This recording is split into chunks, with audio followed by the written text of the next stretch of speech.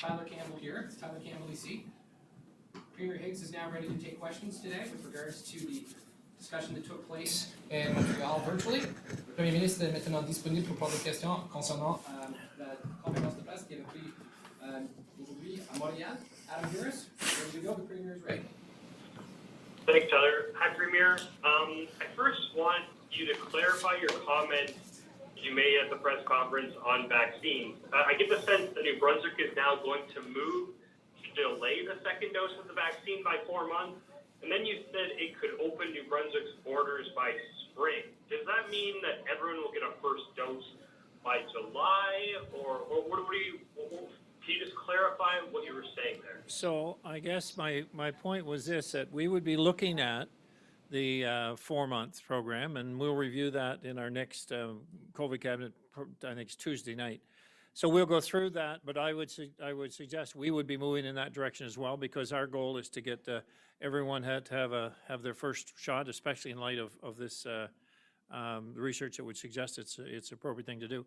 And then my point was that the more we can get vaccinated, and especially if we're focused on travelers, because that has been, obviously the source of our outbreaks, and so whether it be rotational workers or essential workers, but everyone who is traveling across our borders, it'll give us more security if we can get the first vaccination into them. And then also it does reduce transmission, because I think we're saying at 60 to 70% is the possibility of transmission if you've had a vaccination. And so our focus, this is what my words were, Adam, is that my focus was on getting back to normal like the spring, meaning let's say end of June rather than end of September. And if you listen to the whole thing, I think you'll see that I said with the other vaccines that are pending, with the availability increasing, and with the timelines of 4 months, then our goal is to give our people in the province hope that we can get back to a more of a normal situation late in the spring, and rather than thinking we've got to go through another summer like we did last year. Adam, do you have a follow-up question? Yeah, I mean, just a little bit more on the vaccines. I guess the end of September date you're referencing, I think, is Trudeau everyone getting their dose by the end of September. So you're suggesting every New Brunswicker could get a dose by the end of June. Is that correct? Yeah, that's what I'm focused on. Exactly right. Is that those are the statements he's made to date. But I think with the new information that's coming and the possibility of vaccine, that the potential of moving that forward significantly is real. Right. And I did want to ask about the actual press conference. There was a lot of worry about provinces turning a structural deficit due to rising healthcare costs. But your government doesn't really have that concern, does it? I mean, you're close to breaking even despite the pandemic. So does that ring hollow? I mean, you could spend more and not have a structural deficit, no? No. Because the point is that if you look across the, our budget or our financial situation, the reality in New Brunswick is where do you have the ability to have increased revenues through either economic activity that is private sector investment or through taxation. And given our taxation levels in New Brunswick, which are, one of the highest in the country, increasing taxation is really not, the two are counterproductive, to increase taxation or to try to create private sector investment. So we are, with the increased COVID spending, basically what we've done is say, okay, well, the deferral of projects that we don't need. So in other words, Adam, if I could get more flexibility from federal dollars, I would put them in areas of service delivery and improved service in relation to healthcare or any other activity, social systems, and our whole mental strategy that we're rolling out, mental health care strategy. So that's where I'd put the money. But the thing is that the federal government is prescribing dollars very succinctly and say, well, if you want to go build something, we'll put 50% into it. Well, I'm saying that, no, I want to continue to invest where I need it. So what we're saying is every province, every provincial leader, every territorial leader is saying, we do not have a sustainable healthcare system. And that healthcare system, you know, we can put it off another 5 or 10 years and look back and say, boy, I wish we'd have done something. And I think one of my colleagues made that comment that 5 years from now, you know, we'll wish we've done something today, but we're already saying we should have done it 5 years ago. So let's not lose sight of that every province is asking and saying, we got a problem. We do not have the fiscal capacity in our province without continuing going into a structural deficit. And we're on the verge right now because we have no room to grow or to expand, and we have some real concerns about where we can actually go forward with new development. But the idea with our SMR technology is saying, is this another opportunity for New Brunswick to get a home-based economy going here in the energy sector? And that's where we got to look everywhere. But to say we don't have that fiscal problem, that would not be real. Thank you, Premier. Maude Montembeault, Radio-Canada. Oui, bonjour, Monsieur Higgs. Enchanté de vous parler pour la première fois. Just let me know if I need to translate my question. J'ai essayé depuis une semaine d'avoir des réactions de votre cabinet. Il y a le Québec qui vous demande de désigner des hôtels pour les Maglinots qui rentrent chez eux. Alors, dites-moi pourquoi ne pas l'avoir fait encore? So to designate hotels for people coming home, travelers that are coming home? That was the question? Maude? Yeah, Quebec, I've been trying to have a reaction since a week about that without success. So I was wondering, Quebec is apparently asking you to designate hotels for people from les îles de la Madeleine that are coming back to home. Why?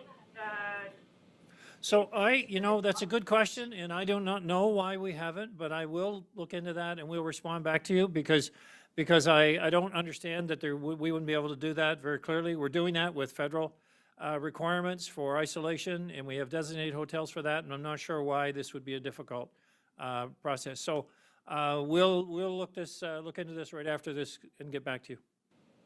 Maude, do you have a follow-up question? Tu as une suivi? Est-ce que c'est possible de répondre en français ou? Non. OK, merci beaucoup. Mathieu Roy-Como, l'Acadie Nouvelle. Hello, Mr. Premier, could you, it was talked a lot about the possibility of having a federal election this spring. What would you do as Premier of New Brunswick if there's an election in spring and the health transfers question has not been resolved?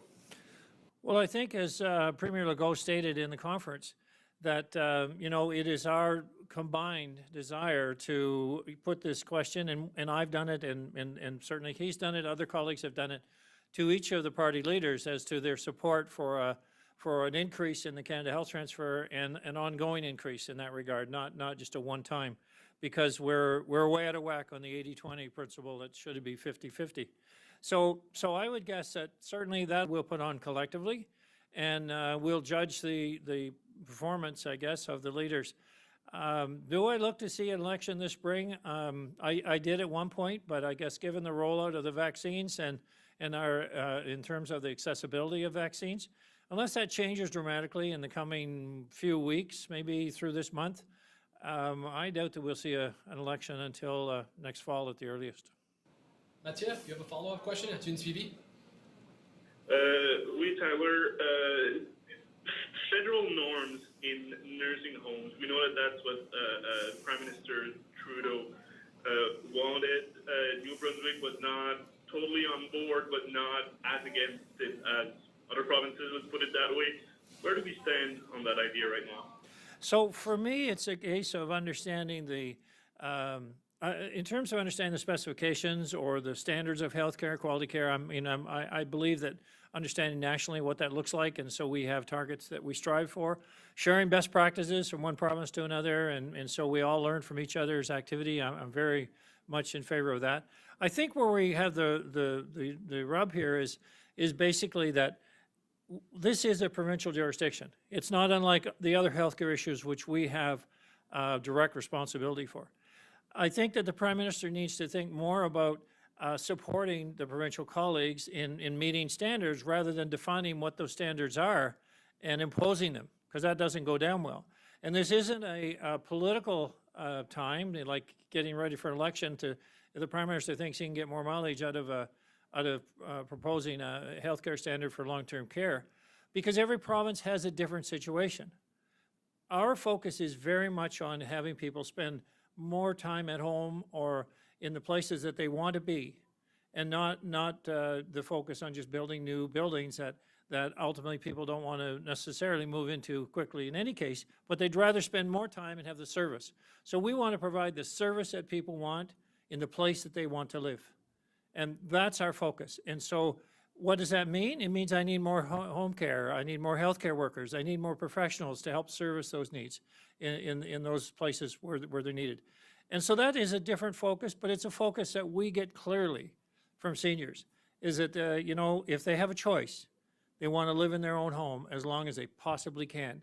And we believe we can make that choice, and we can fund that choice, and the federal government needs to be a partner in us doing just what people want to do, to stay in their own home longer. Thank you, Premier. Thank you, Mathieu. Ben Burnett, CHSJ. Thank you. Premier, I'm wondering about the conversation about opening up the border, the provincial borders. I guess, first of all, in the Atlantic bubble, I'm wondering, has there been any discussion at the Premier level just about reopening the Atlantic bubble?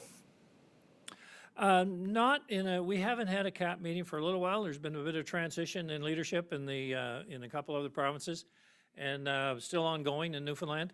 But so we would be looking to do that. But I guess, you know, what really happened is, of course, we had our outbreak after Christmas, so that kind of precluded any aspect of us discussing Atlantic bubble. Newfoundland had theirs a few weeks ago, and so that kind of took them off the radar for a while. And PEI and Nova Scotia to a limited degree, but I think what we're seeing here is how do we make best use of the vaccines? And where we are, and the point I made today in the meeting, was where we are is that we are border protectors, either through the rest of Canada at the border with Northern New Brunswick and Quebec, or with Maine. And so, excuse me, and in our case, we're basically looking at how can we best protect against travel contamination. And excuse me, that is related to exactly having a vaccine.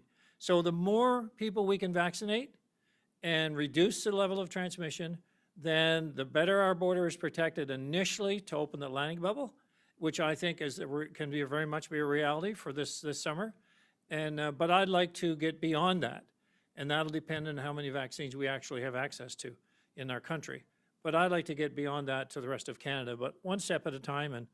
And I would say within the coming, probably early in April, we would be able to have more discussions on the Atlantic bubble, because we'll have more idea on what vaccines will be available.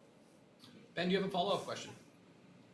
I guess I'm just wondering if there are any internal thresholds that you're looking for in terms of the vaccine rollout when it comes to being able to have some of those discussions, and particularly when it comes to the rest of Canada. I mean, it seems like something, if we're looking at a summer opening for the Atlantic provinces, it seems like the rest of Canada would be a long ways away. Well, I know, you're right. It would seem that way. And so at this point, we'll focus on the Atlantic bubble. But I would say that, you know, if we could get into a position where we had, let's say 65 and older or 60 and older, we had vaccines, or at least the first ones, and we had our rotational workers, our essential workers traveling the borders every day, certainly our long-term care facilities all done, and the healthcare workers associated with that in the hospitals. I think there's some criteria around that, which is basically laid out from public health as to next steps, depending on vaccine availability. We'd be in a very good position to look at the Atlantic bubble at the very least, and to your point of the rest of Canada, it's kind of dependent on where they are at that point in time, which would be several months away. Thank you, Premier. Thank you, Ben. Jacques Poitras, CBC. Hi, I'm afraid I'm having trouble following the bouncing ball here, because you seem to raise the possibility of getting everyone their first shot by the end of June, which Nova Scotia and PEI are now saying today they will do. Is that? But then you also see the reopening the border seems to be a moving target from spring to later in the year. So can you just, is the end of June a target, or is that policy to get everyone their first shot? Like, what is that? No, it's kind of a target that we would shoot towards based on the availability of vaccines. And as far as the border reopening, there would be the Atlantic bubble reopening versus the border that we have between Quebec and Maine. And of course, if you focus on the Canadian border or initially with Quebec, it would be very dependent on the situation that exists in Quebec at the time. So the point of us having greater security in New-Brunswick and in Atlantic Canada would be that our essential workers and our travelers, like our truck drivers and people that are coming every day into Atlantic Canada from outside the province or the country, would be vaccinated. Because then our risks are much, much lower.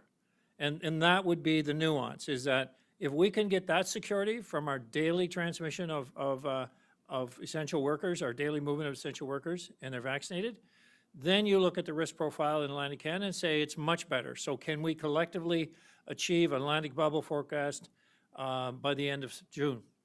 But then, depending on the situation beyond our borders, we'll say, does this mean that we can open up with other travelers, not just essential workers or people that live here? So that's the difference, and that's the nuance. And depending what it looks like in the rest of Canada, will basically tell us how far we could go once we achieve Atlantic bubble. Jacques, you have a follow-up? Okay. Yeah, when will we see some more specific timelines on the vaccination rollout? And Nova Scotia has put out a timeline for all age groups right through to the end. They've put out a plan for the AstraZeneca doses that are coming next week, who's going to get them and how many locations. Why aren't we getting detail like that yet? Well, you will actually, if our doses are confirmed, then you'll actually get that detail, because that is the agenda item for next Tuesday night. And then we'll have a cabinet meeting following that. But the idea is to know what we're achieving, review the plan. Public Health are to present that plan to us next Tuesday, and then we will be able to roll that out, because we'll have certainty about our vaccine supply. So it is on our radar to deliver that message and that schedule as well. Thank you, Premier. Thank you, Jacques. Michel Corriveau, Radio-Canada. Oui, merci. J'ai pas de questions. Okay, parfait. Silas Brown, Global.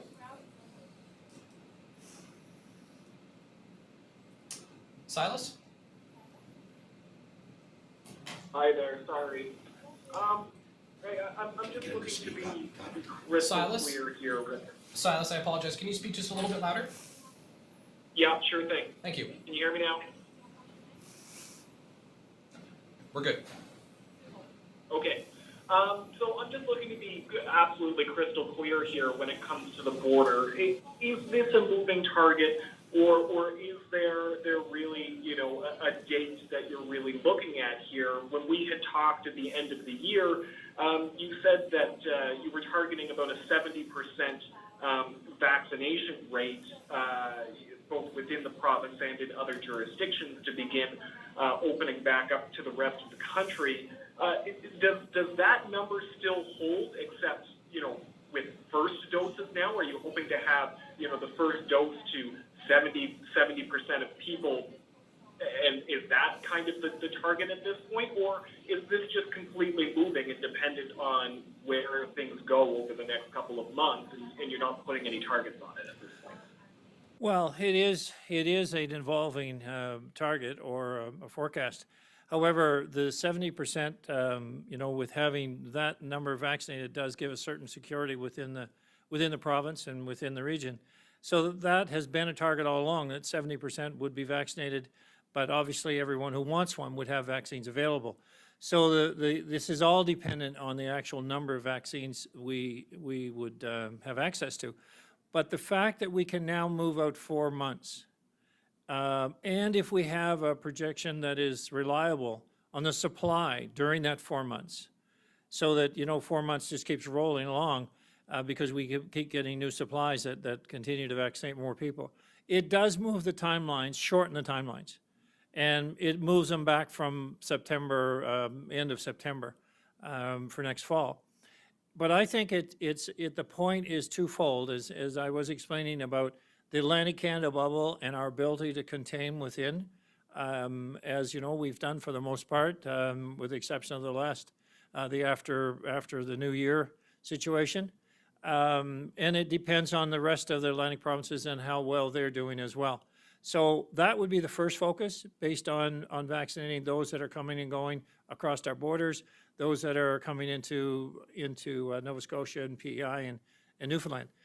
The move to the rest of Canada will be very dependent on the condition in the rest of Canada and the big major centers, and what the vulnerability that is to our province and to the Atlantic region. That won't change unless we see a substantial change in those regions, but they too. I think Premier Ford mentioned today that they'd vaccinated something like 30,000, and I'm in a very short time frame. Maybe it was just yesterday that they did that many. But I mean, if they're able to have enough vaccines to continue that sort of pace, you know, then a lot of things are going to change in the coming 3 to 4 months. Silas, follow-up question? Yeah, I'm wondering, are you still of the opinion that the province could do, you know, somewhere between 30,000 to 45,000 shots a day if the supply were there? Not a day. I think our number was 40,000 a week. But there's a belief that we can do double that. So it's, you know, in the order of 80,000 a week. And the reason that 40,000 a week is kind of a known commodity is that in the flu season, we do approximately 200,000 vaccines. And we do them in a span of, let's say, 5 to 8 weeks. But they could be done in an expedited fashion, but they're in that range. So that's why we have some high comfort level in that capability. And but I'm told, you know, we have 11,000 people that are able to give vaccinations in our province, going through all sectors of the healthcare field and the qualifications. So if we have access to vaccines, we will get them in arms. Thank you, Premier. Thank you, Silas. And that concludes our news conference for today, or our Q&A session with the Premier today. Merci tout le monde. Ça se conclut notre